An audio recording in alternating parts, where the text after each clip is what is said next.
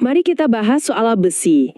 Surat Al-Hadid yang artinya besi di ayat 25 menyebutkan kalau besi itu diturunkan dari langit. Ribuan tahun sebelumnya, orang Mesir kuno sudah punya istilah untuk besi, logam dari surga. Wah, Mereka tahu beberapa besi datang dari batu yang jatuh dari langit.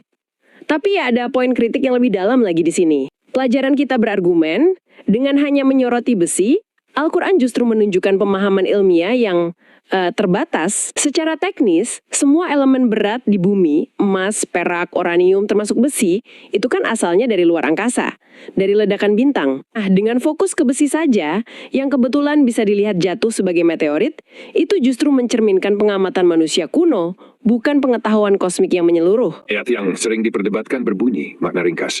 Dan kami menurunkan besi yang padanya terdapat kekuatan yang besar dan berbagai manfaat bagi manusia. Ayat ini kemudian diserang dengan beberapa tuduhan, klaim diskusi.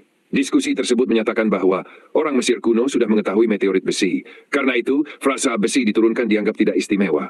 Fokus Al-Quran pada besi dianggap menunjukkan pengetahuan terbatas tentang unsur lain. Tuduhan ini terlihat ilmiah, tetapi gagal secara bahasa dan logika. 1. Diturunkan, tidak sama dengan jatuh meteor. Kesalahan utama adalah memperlakukan kata anzalna sebagai istilah astronomi. Dalam Al-Quran, kata anzalna digunakan untuk banyak hal. Untuk wahyu, untuk hujan, untuk rezeki, untuk hukum dan syariat, untuk nikmat dan sarana kehidupan. Anzalna berarti diadakan, diberikan, atau dihadirkan oleh Allah, bukan deskripsi teknis tentang lintasan benda langit. Menyempitkan makna anzalna hanya menjadi meteor jatuh adalah kesalahan linguistik. Bahasa wahyu bukan bahasa astronomi. Al-Quran berbicara dengan bahasa makna, bahasa fungsi, bahasa nilai, bukan dengan bahasa tabel unsur, bahasa astrofisika, bahasa mekanika orbit.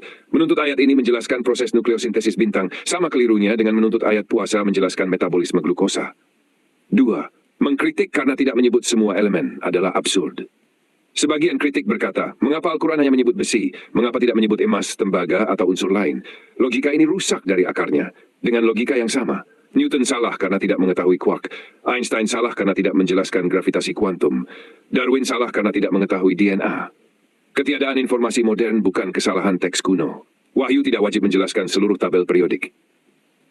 Mengapa besi yang disebut Al-Quran sendiri memberikan alasannya? Pada besi terdapat kekuatan yang besar dan berbagai manfaat bagi manusia. Besi adalah tulang punggung peradaban, fondasi alat, basis senjata dan pertahanan. Penopang teknologi dari kuno hingga modern. Fokus pada besi adalah fokus fungsional, bukan daftar ilmiah. Kesalahan standar. Ketika Al-Quran berbicara konseptual, ia dituntut teknis. Ketika kitab lain berbicara mitologis, ia disebut simbolik. Ini bukan analisis ilmiah. Ini standar ganda.